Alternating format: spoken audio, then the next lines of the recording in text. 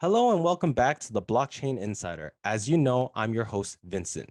Now, today is an exciting day as our host for today's episode is the president of blockchain for Gala Games, being the world's leading gaming platform with blockchain integrations. But not only is he the president and a pretty well-known entrepreneur, he's also a blockchain therapist and a avid gamer himself. Many may know him as the BitBender, but I would like to introduce to all our viewers Jason Brink. Hey guys, how we doing today? Hi, Jason. How are you? I'm doing well. I'm doing very well. I'm glad. So I'm actually personally, I'm very excited to meet you today because our topic is going to be unfolding in the gaming industry. Let's talk about it. Now, Jason, as you know, in your thoughts, please, the crypto community with the moniker of being known as the Bitbender, could you explain a little bit about being known as a Bitbender and what it is about? I mean, I don't know. I don't even remember where the name came from. It basically, for me, it's this mixture of sort of the last Avatar, airbender, waterbender, Oh, that sort of thing, plus Bender from Futurama, the robot who always yells at people oh, to yes, yes. bite his shiny metal Bender, ass. yeah. So between those two things, that's kind of where you get me. Oh, I see, I see. Now, as known as the Bitbender, is it a name that you hold dearly to you? And if someone came up to you just to call you like the Dude, Bitbender, the I Bitbender. they just call me Bitbender usually, not the Oh, Bitbender. I really? mean, it's the added articles a little bit too over the top. But Oh. yeah, no, I get called Bitbender all the time. I answer to it, and it's the same as my name now at this point in time, which is weird.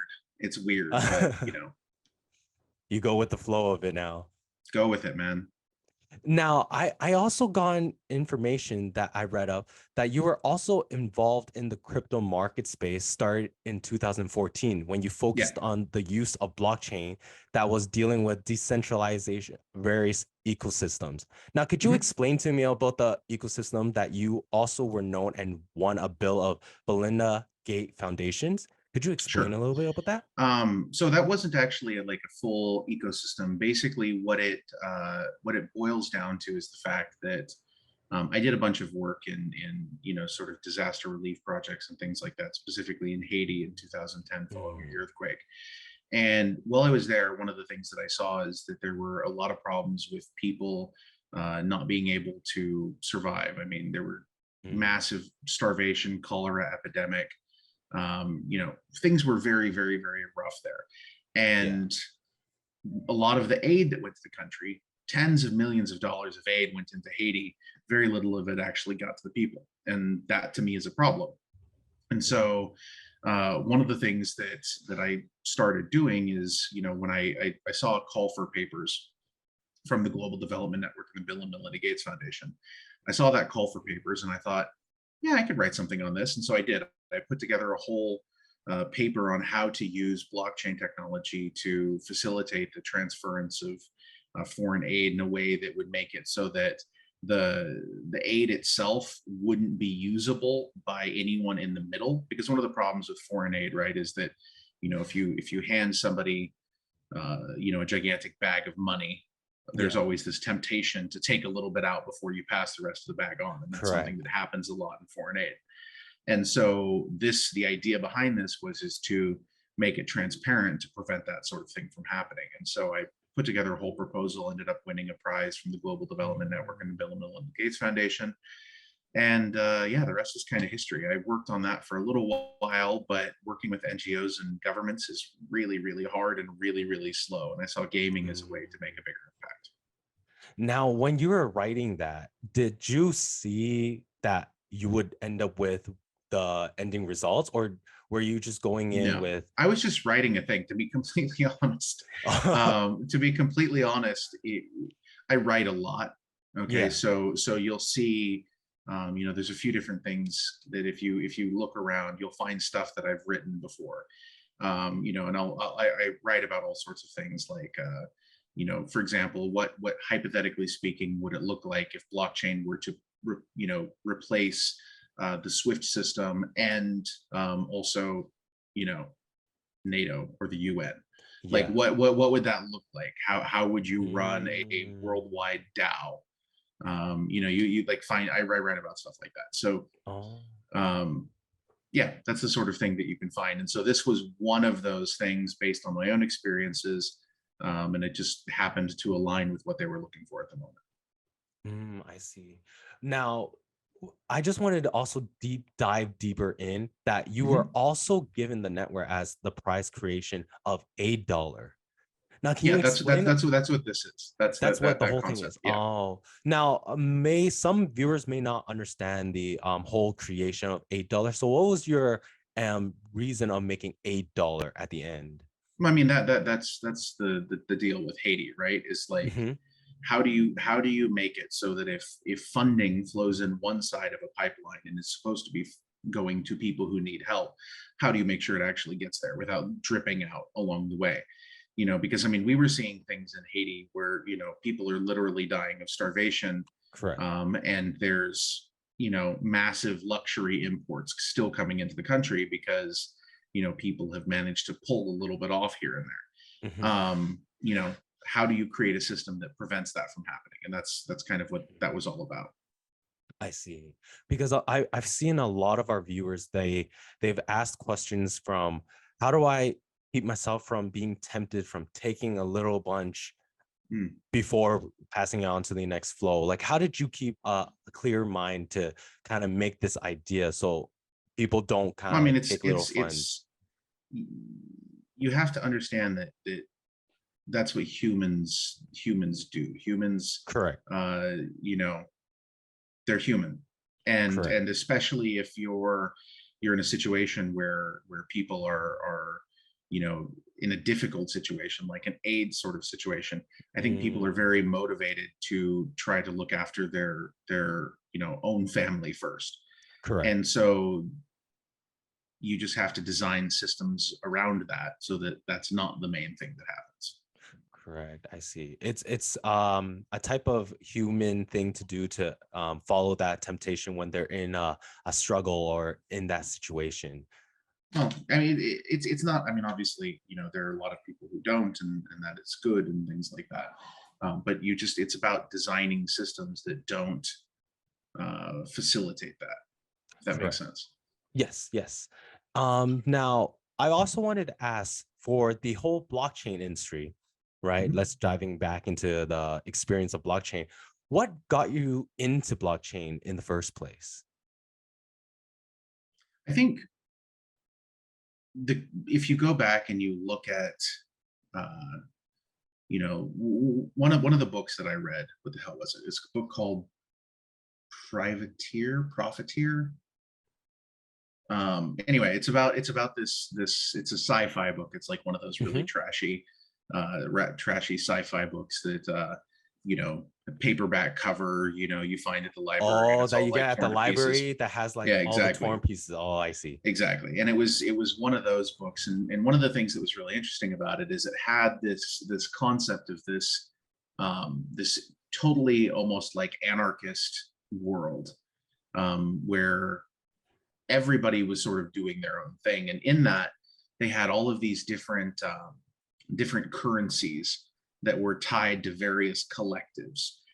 So it'd be like, oh well, I'll give you 500 bakunin dollars and 2,000 whatever dollars for this thing. I always thought that was very interesting. And so when blockchain came around and cryptocurrency you know started to sort of spread, that was the way that I looked at it. I thought it was very interesting thing to take the idea of having an ecosystem and having an economy Mm, that is not backed by a centralized entity, that's not backed by like a central bank or the Fed or mhm. anything like that.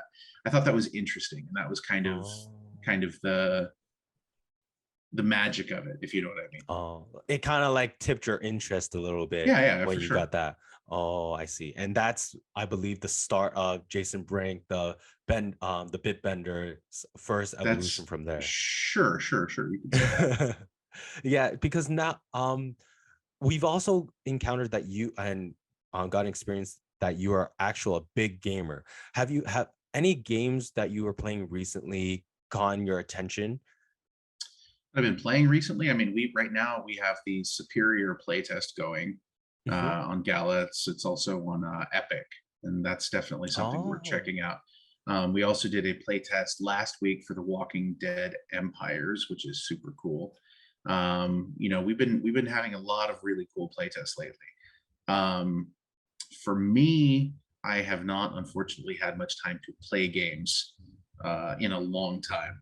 So I oh. don't I don't have a lot that I can talk about that's not directly connected to work in some way, shape, or form. Oh, I see. Now, speaking of Gala, can you Yeah. give us more information on the Gala games that you guys are working on?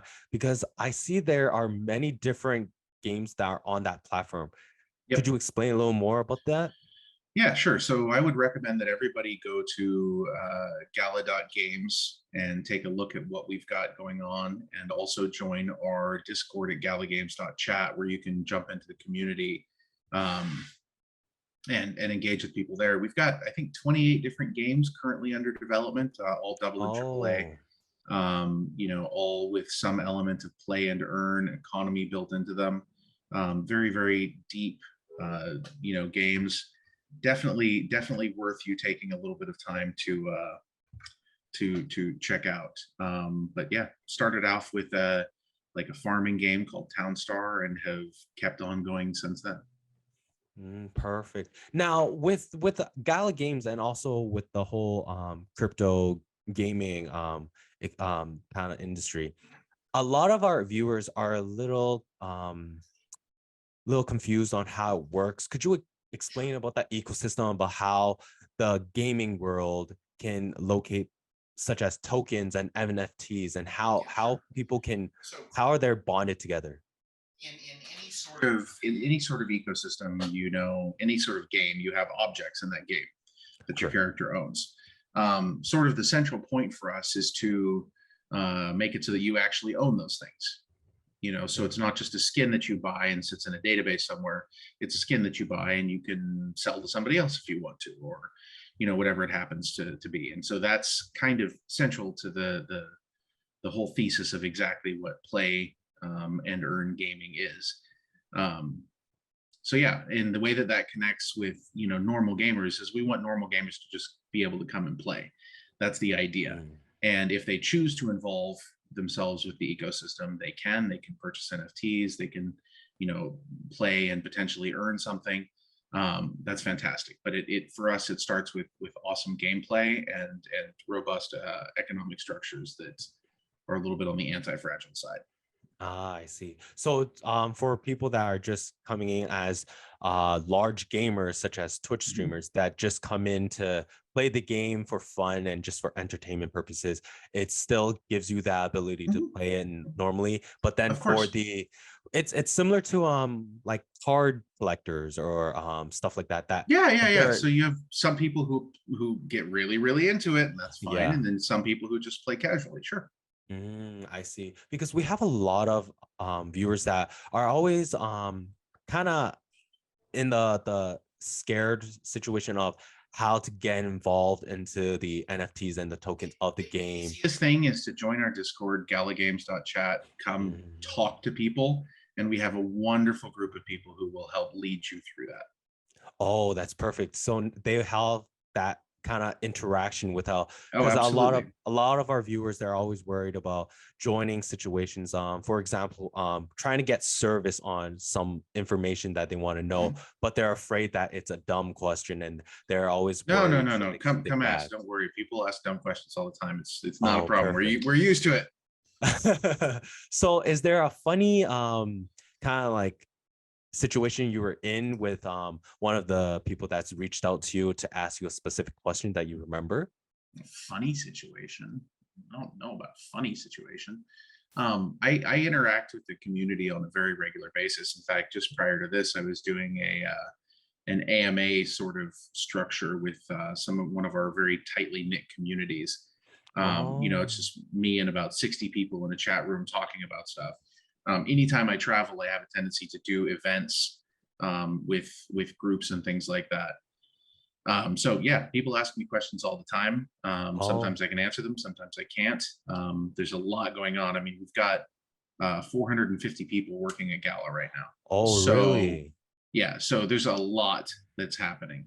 And so I don't always know the answer to their question just because, I can't know everything. But yeah, always do my best.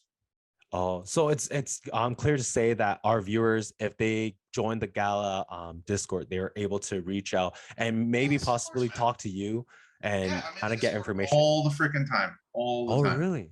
All Yeah, right. of So course. to all the viewers, I hope you hear this because Jason will be in the group and you guys can chat with him, talk to him, ask him situations that you guys are dealing with, and he can explain to you there as well.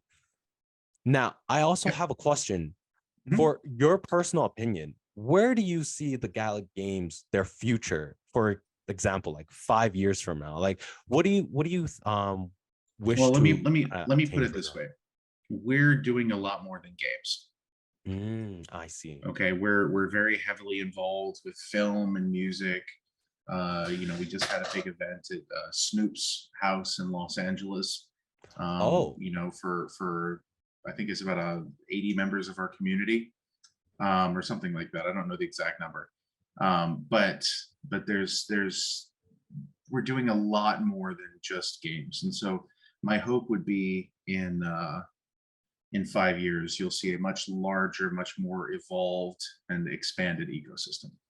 oh, that's a good goal. That's a good goal. Now, I would also like to ask, you said something about music as well. You guys are doing Yeah. music and stuff like that. Mhm. So with kind of mixing that into gaming and all Yep. different varieties, is it hard to maintain all of them all at once? We have separate teams doing it. So, I mean, Separate it's teams very doing it. Okay. difficult for me to stay abreast of all of the information, Hmm. simply because, like, everyone has a limited amount of bandwidth, right? And Correct. so, you know, sometimes I'm not up to, knowing exactly what's going on.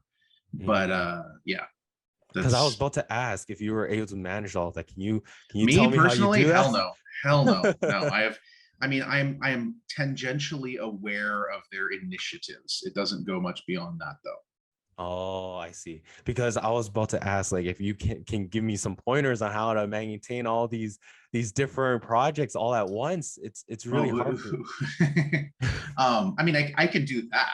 That I can do. Oh. Be ruthless in your prioritization and make sure that the things that you are doing make sense. If Mhm. you find yourself wasting time, stop it. Mm. And I've got I this is not my idea. I don't recall who it was that said it, but I kind of have like a 10-second rule. Mhm. Um, and I feel like it's some lady who's like an astronaut or something like that, or I don't remember who it was, but basically the 10-second rule is that if you find yourself not wanting to do a thing that you Mhm. know that you have to do, give yourself 10 seconds to bitch about it, and like Mm. and be like, man, I don't want to do it. And then give yourself a countdown from 10 and then just blast off and go do the thing. And don't Mm. spend more time not doing it. Rather about sulking about it, it's best Exactly. to kind of Just like do it. get up, just do it kind of thing. Exactly. Oh, keeping that mentality kind of keeps you focused, I believe. Yep, absolutely. Now, with that said, Mhm. there's there's a lot of our viewers that are kind of, you could say, they're wanting to get into this type of blockchain industry, but they just don't know how to get into. So what mindset would you recommend them to have getting into blockchain? Approach everything with beginner's mind. Get in, do your own research, start poking at things. Don't be afraid to ask questions. There's no such thing as a stupid question, or rather, there is, but it's probably way stupider than the thing that you want to ask. So don't worry about it so much. And Oh. I promise whoever you're asking has heard something worse already. Promise.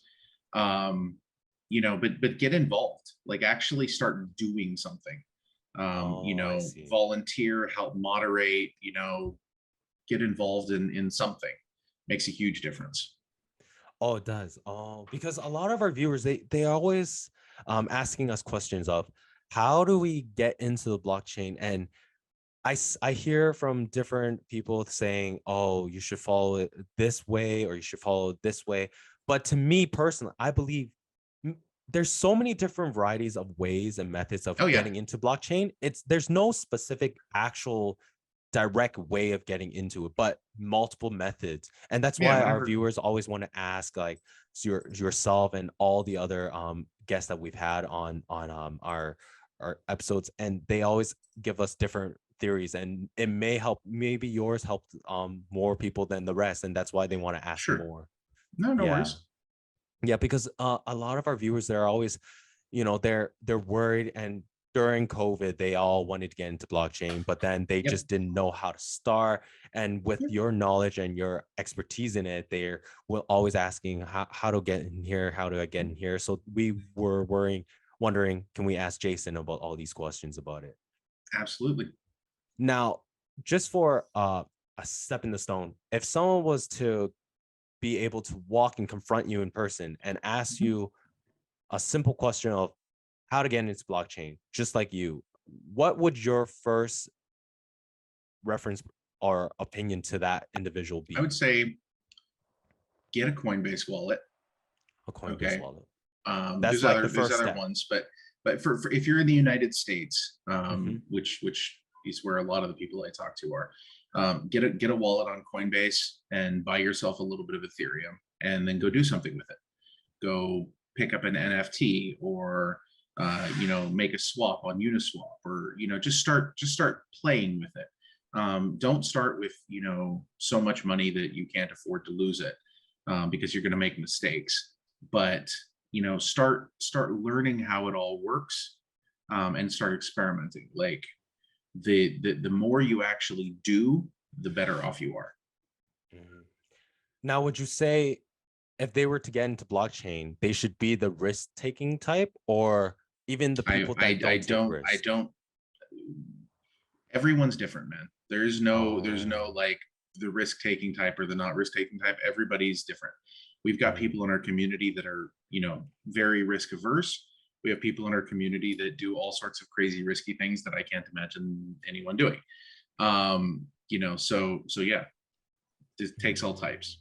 It takes all types. It just takes a little kind of falling before you rise to the top kind of It's method. part of it. I Yeah. see. Now, reaching the we're close to the end of the interview. I just wanted to Mhm. ask you, if you were to explain what crypto and blockchain means to you in 5 words, any words, and explain to us why you chose those 5 words, what would it be? Chance for a better future. Chance for a better future. I Oh. see I see blockchain as a way to create something that we've never had before. Mm, Um, for the longest time, all of the systems that we've used for the transference of value have been centrally owned and controlled. Blockchain is the correct. only thing that we've done that is uh, not such. And if we as an industry can get together and make sure that it is like robust, that makes a huge difference. Oh, I see.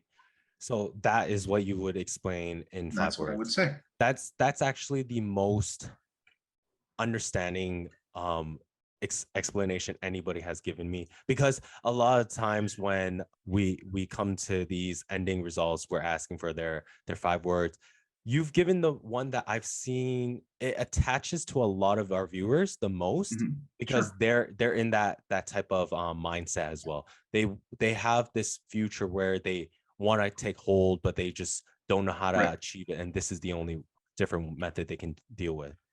Right. Now we're reaching the end, Jason. Do you have Yeah. anything you want to tell our viewers, or anything you want to say to them? Maybe your upcoming projects that you want to let them know? Man, there's so much going on. I would tell everybody, come join our ecosystem, galagames.chat. You don't even have to have a wallet. You can, get in there and start talking, and learning about what we're doing.